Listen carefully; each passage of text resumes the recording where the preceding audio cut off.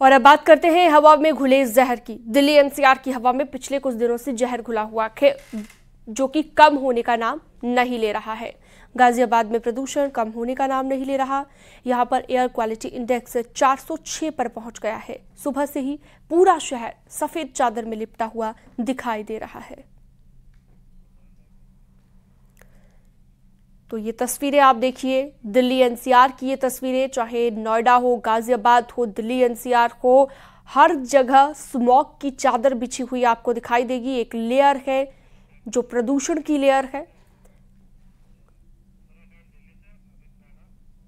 चलिए आपको सीधा लिए चलते हैं, हमारे सहयोगी मौजूद हैं हमारे साथ। दिल्ली से फराह खान हमारे साथ जुड़ गई हैं और इसके साथ ही अमित राणा गाजियाबाद से हमारे साथ मौजूद रहेंगे। सबसे पहले दिल्ली का हाल जान लेते हैं। फराह, ऑड इवन सिस्टम लागू करने की भी यहाँ पर बात हुई थी। कई ऐसे कदम उठाए जाने को लेकर पहले भी कहा गया था, दावे भी किए जाते रहे हैं सरकार की ओर से, लेकिन अभी जब एक ऐसी लेयर पॉल्यूशन की लगातार बिछी हुई है और लगातार दिख रही है, 2 से 3 दिन बीत चुके हैं, क्या कोई कदम अभी तक उठाया गया गवर्नमेंट की ओर से?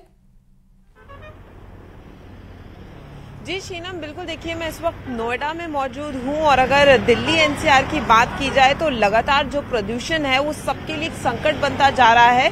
सबसे पहले मैं चाहूंगी कि एक बार आप देखिए कि हर जगह आपको स्मॉग की चादर दिख रही है, जिसकी वजह से विजिबिलिटी भी कम हो गई है। दिल्ली की बात करें तो दिल्ली में भी सांस लेना दूभर होता जा रहा है और नोएडा का भी जो हाल है वो बेहाल है, क्योंकि आज के AQI की बात की जाए तो 446 है, जो कि काफी खराब श्रेणी में आता है, जिसके चलते हर किसी के लिए मुसीबत हो गई है। देखिए, नोएडा में पाबंदियां जो हैं वो लागू हैं, उसके बाद भी जो है वो हल निकलता नजर नहीं आ रहा है। चालान कटने की बात हो रही है कि जो लोग भी ऐसे पाए जाएंगे कि जो दोषी है प्रदूषण फैलाने के, कल भी ये देखा गया कि 1.5 करोड़ से ज्यादा लोगों का जो चालान है वो कटे हैं। लेकिन सबसे बड़ी बात ये है कि लोगों के लिए बहुत ज्यादा मुश्किल होता जा रहा है। अब जिस तरीके से एयर क्वालिटी इंडेक्स पहुंच गया है, उसके बाद तो हेल्थ एक्सपर्ट्स भी साफ तौर पर कह रहे हैं, चाहे वो बड़े हो, बच्चे हो, बुजुर्ग हो, सबके लिए एक संकट है, क्योंकि अब जो बीमारियां हैं वो भी ट्रिपल हो गई हैं। क्योंकि अब अगर हम बात करें तो ऐसी जो गंभीर बीमारियां, चाहे टाइप 2 डायबिटीज की बात की जाए या हम COD डिसऑर्डर्स की बात करें, उनका खतरा बहुत ज्यादा बढ़ता जा रहा है। हर किसी के लिए मुश्किल हो गया है। और दिल्ली की जैसे आप बात कर रही हैं, नोएडा में तो ग्रैब 3 भी लागू है। दिल्ली में ऑड इवन, इन सारी चीजों पर जो है वो विचार हो रहा है, काम किया जा रहा है। लेकिन जो हाल है, फराह एक बार विजुअल्स दिखाइएगा दर्शकों को, क्योंकि साफ तस्वीरों में दिख रहा है कि एक मोटी लेयर जो कि हमें स्मॉग की तो लग रही है, लेकिन ये पॉल्यूशन जो है लोगों के लिए हानिकारक है। कैसे सांस संबंधित बीमारियां इससे हो सकती हैं, एक बार अपने पीछे का बैकग्राउंड भी दिखाइएगा, कहां पर आप मौजूद हैं?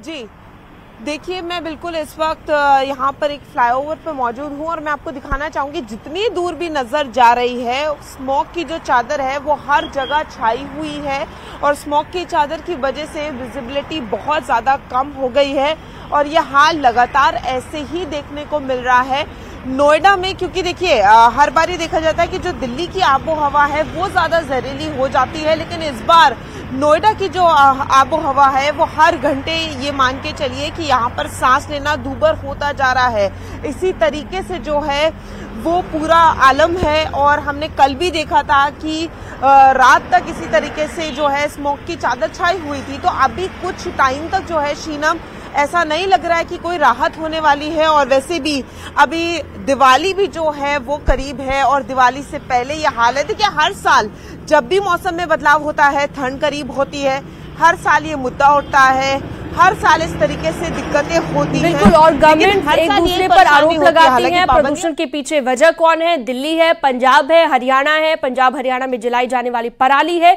बहुत सारी ऐसी बातें होती है, लेकिन इसका हल नहीं निकल पाता और इसका कोई सॉल्यूशन निकालने पर कोई बात नहीं करता। गाजियाबाद से अमित राणा भी हमारे साथ जुड़े हुए हैं, अमित के पास चलते हैं। अमित, गाजियाबाद में कितना है आज का AQI और क्या कहता है यहाँ का जो पॉल्यूशन आपके पीछे दिख रहा है, या इससे क्या अंदाजा हम लगाएं?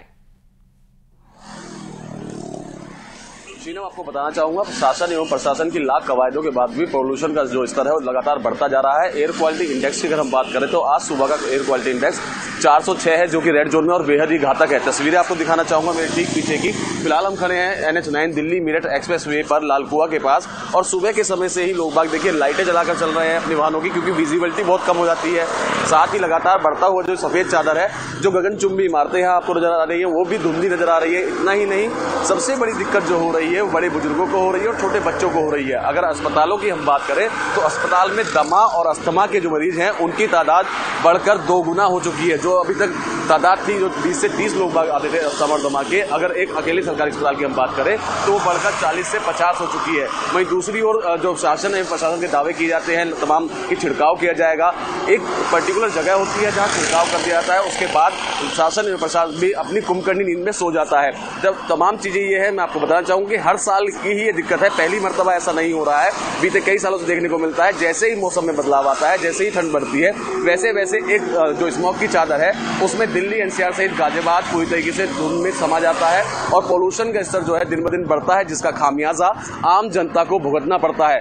लाख कवायदे की जाती हैं, लेकिन जो कवायदे होती हैं वो लगता है क्योंकि बिल्कुल बेअसर साबित यहाँ पर होती है। जो कवायदे की जाती हैं वो सिर्फ कागजी की जाती है, जमीनी हकीकत पे कुछ नहीं किया जाता। अगर जमीनी हकीकत पे ये काम किया जाए तो शायद लोगों को पोल्यूशन से 2-4 ना होना पड़े। बिल्कुल, थोड़ी सी राहत शायद लोगों को मिल जाए अगर इस पर ध्यान दिया जाए। और गवर्नमेंट की तरफ से ये भी कहा गया कि क्लीनिंग को लेकर एक स्वीप किया गया कुछ किलोमीटर के दायरे में, लेकिन ऐसा नजर नहीं आता कि कुछ भी ऐसा हुआ है।